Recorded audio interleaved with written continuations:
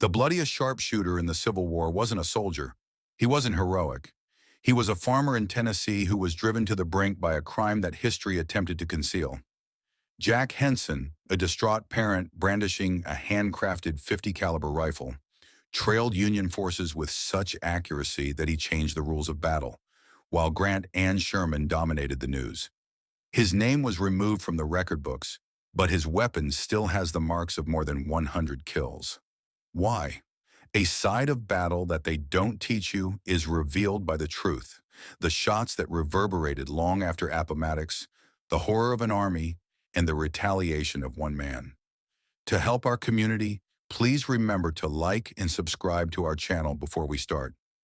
At the start of the Civil War, Jack Henson was a wealthy landowner and slaveholder in Stewart County, Tennessee, more precisely in the Between the Rivers neighborhood next to Dover.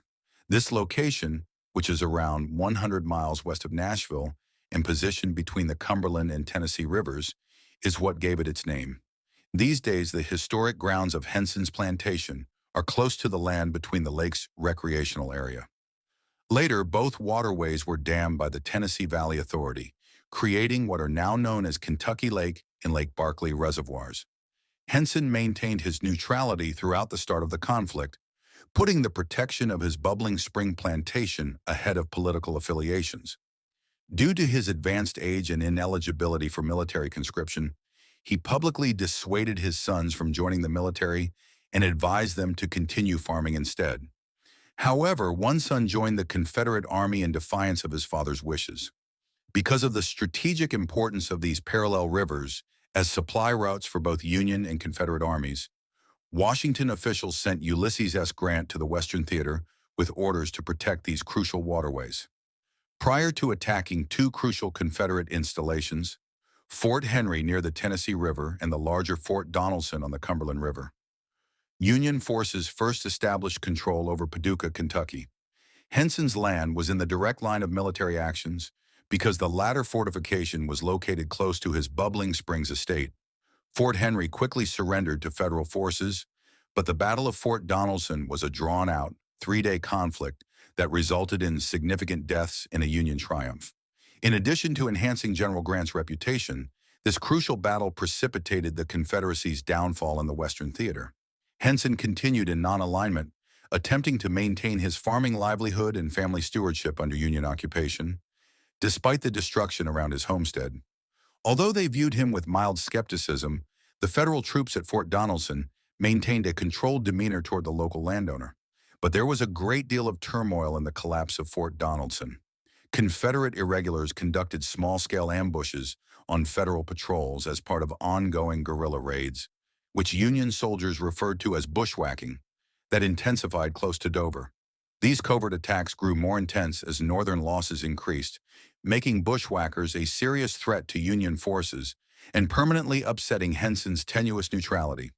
As the battle intensified, Union command adopted an unyielding no-quarter attitude and ordered men to kill bushwhackers by any means necessary. Jack's two boys, ages 17 and 21, went hunting one autumn morning. A Union patrol stopped the brothers on their outing, falsely accused them of being guerrillas, and executed them without a trial.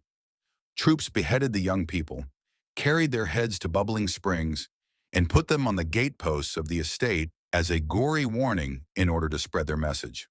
The Henson household suffered unspeakable trauma as a result of this atrocity, permanently destroying their previous way of life.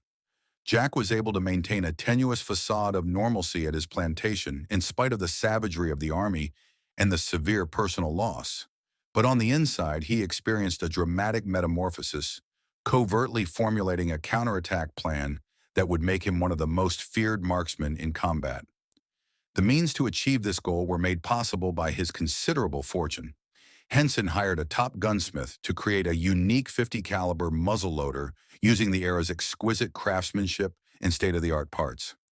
The end product was a surgically lethal weapon that was customized to meet his goals. Even though Jack was already proficient with guns, he spent many hours learning how to use the rifle to its full potential and become lethal. He methodically tracked down the unit that killed his son and committed their operational routines to memory while conducting clandestine espionage on Fort Donelson's Union patrols. The commanding officer of the patrol and the sergeant, who had personally planned the desecration of his son's corpse, were ambushed and killed to start his campaign. Using the justification that officer casualties would maximize psychological and strategic damage, Henson restarted farm operations while methodically targeting senior Union members in order to avoid exposure. Northern forces became more wary of Jack and his family as his corpse count increased. As the area became unstable due to guerrilla warfare, Union leaders used harsh steps, allowing the unjustified arrest of suspected bushwhackers. The irrevocable and untenable collapse of Jack Henson's previous life was distinguished by this atmosphere of paranoia and retaliation, which tied his legacy to a shadow war of vengeance that plagued both sides. Without the help of a Dover doctor who negotiated clemency, Jack would have been executed when the commander of Fort Donaldson sent troops to Bubbling Springs to capture him. Despite being momentarily spared, Henson realized his precarious situation in the area and planned a nighttime escape to ensure his family's survival. He moved them to a safe haven 40 miles away, west across the Tennessee River, under the cover of darkness. Jack left after making sure they were safe, knowing that being close could put both families in danger. This was a heartbreaking break that symbolized the Henson family's terrible new reality. He withdrew to a small cavern on a riverfront ridge in search of solitude, not realizing that this natural feature would play a crucial role in his identity during the war. With his specialized .50 caliber rifle, an artifact now associated with his vindictive campaign, he mounted his unwavering mare and built a Spartan existence in the grotto. Despite requests from former slaves that Jack had freed months before to the federal declaration, Union forces informed of the Henson family's escape set Bubbling Springs on fire. These people, who were given control over the plantation, looked on helplessly as soldiers burned their house to the ground. Henson tackled the undeniable erasure of his prior world by surreptitiously returning to examine the devastation. His transformation from an indifferent farmer to a ruthless avenger was cemented by the blazing wreckage. At the same time, a navigational bottleneck was produced by the Tennessee River's hydrodynamic restrictions beneath his hiding place, where currents raging through a tight channel between island and shore. Union ships going upstream via this choke point would soon encounter an unexpected enemy, since Jack's cave offered both cover and a deadly observation point. His strategic campaign therefore started, combining ballistic accuracy with in-depth terrain knowledge to create a new era in asymmetric warfare. For a vengeful sharpshooter with a precision-engineered long rifle, this dangerous section of the river proved to be the perfect place to kill. Jack quickly learned that his unmatched shooting prowess, enhanced by the powers of the modified weapon, could do more destruction than his most vindictive dreams. His approach became ritualistic.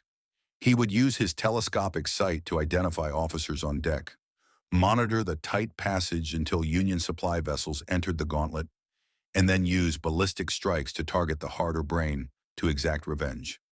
His life turned into a cycle of violence that was disconnected from social conventions.